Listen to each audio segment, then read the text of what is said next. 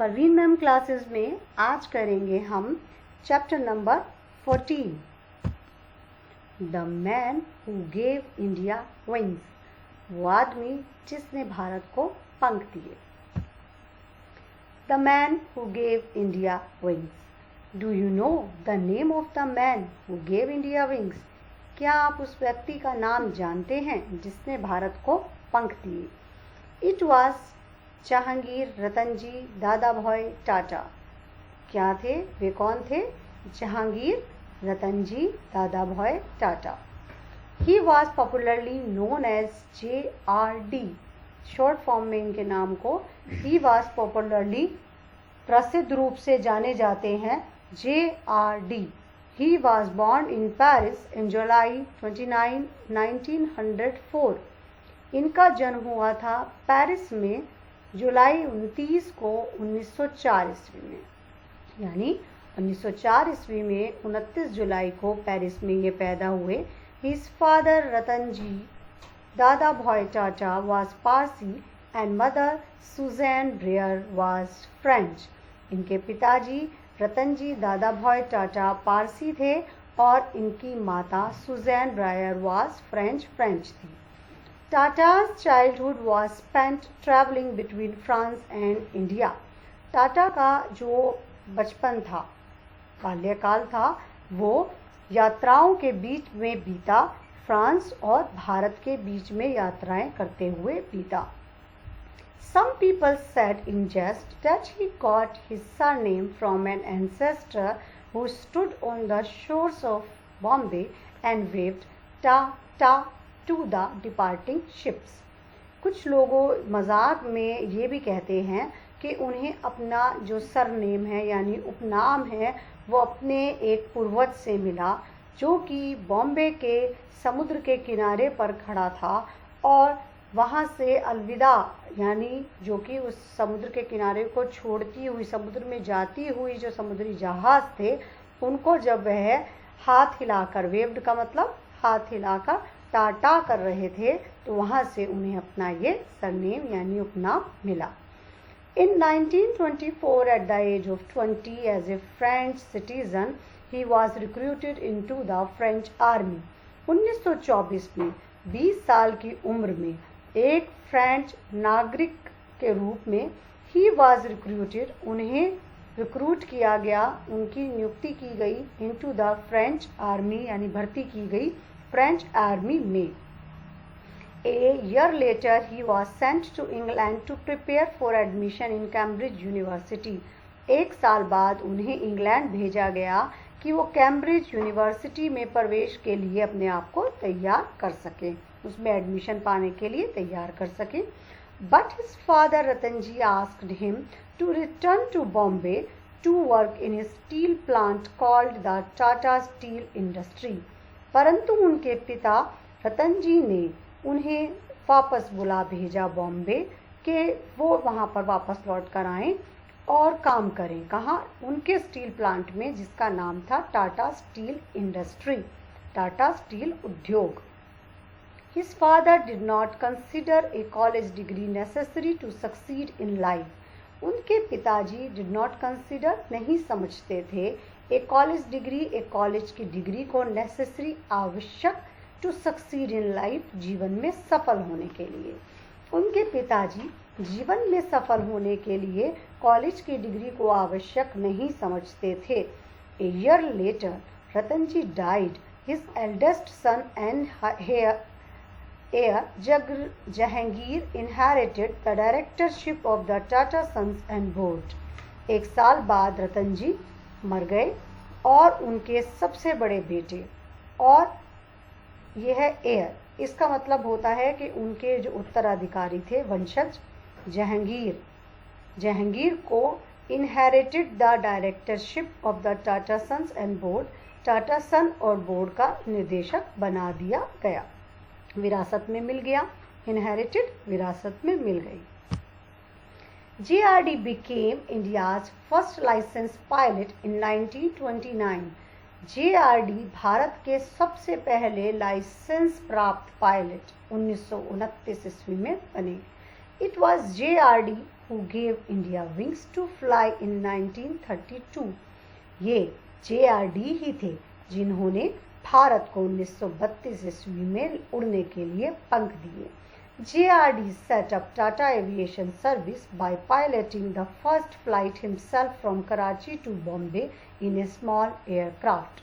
JRD ने टाटा विमानन aviation, जो विमान से संबंधित सेवाएं देते हैं उनके लिए होता है एविएशन, टाटा विमानन सेवा शुरू की बाय पायलटिंग। उसमें सबसे पहली बार उन्होंने अपने आप ही उड़ान जो है वो भरी थी एक पायलट के रूप में, और वो प्लेन उन्होंने खुद उड़ाया था, एक छोटे से एयरक्राफ्ट को उड़ाया था कराची से बॉम्बे की ओर।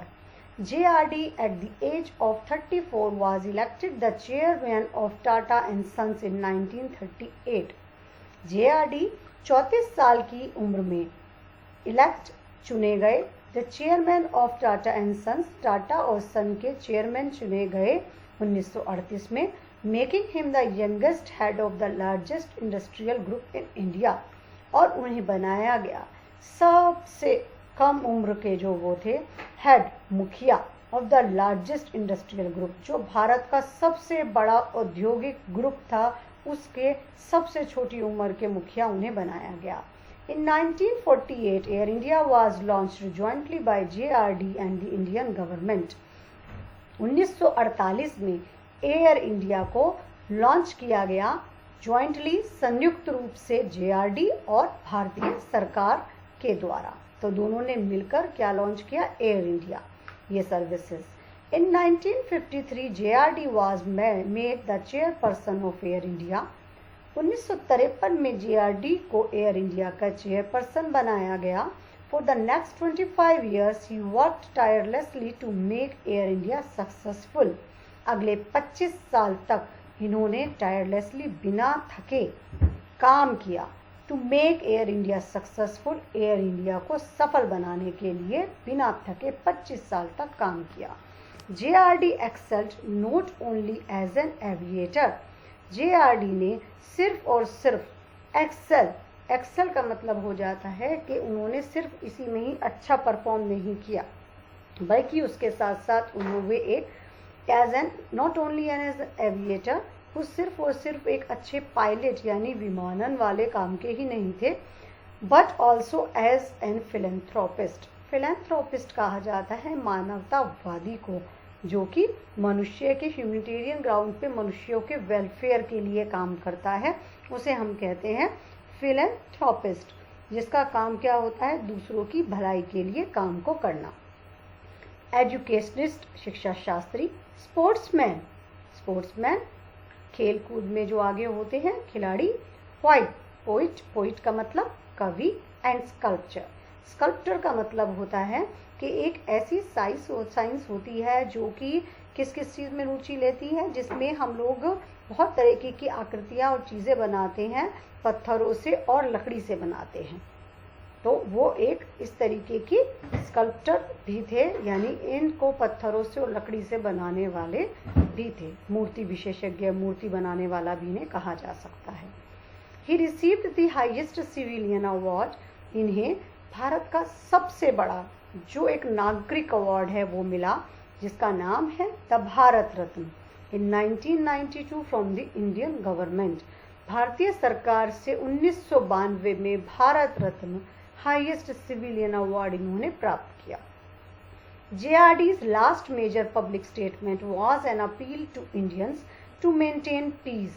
JRD की सबसे आखिरी सबसे बड़ी जो पब्लिक स्टेटमेंट थी, यानी लोक घोषणा थी, वो अपील थी, उनकी प्रार्थना थी भारतीयों से शांति स्थापित करने के लिए। He breathed his last on November 29, 1993. उन्होंने अपनी जिंदगी की आखिरी सांस 29 नवंबर 1993 को ली। Do you know JRD Tata was not only the director of the Tata Company, कि JRD टाटा जो हैं वो सिर्फ और सिर्फ ना केवल निदेशक थे टाटा कंपनी के, but also a great human being, परंतु एक बहुत ही महान व्यक्ति भी थे। He made sure that 75% of the company's profit was spent on looking after the workers and those in need.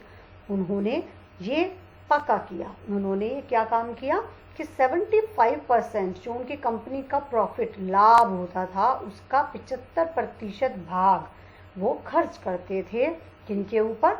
Looking after the workers, उन जो भी आपके जो वर्कर थे और वे व्यक्ति जो कि ज़रूरतमंद थे उनकी देखभाल करने में वो उस पैसे को खर्च किया करते थे। तो ये उनकी एक पब्लिक स्टेटमेंट थी। When you work as if everything depends on you। जब काम करो तो ऐसे काम करो कि सब चीज़ आप पर निर्भर हो जाए। When you pray as if everything depends on God। जब आप प्रार्थना करो तो प्रार्थना ऐसे करो कि सारी चीज़ भगवान पर निर्भर हो जाए।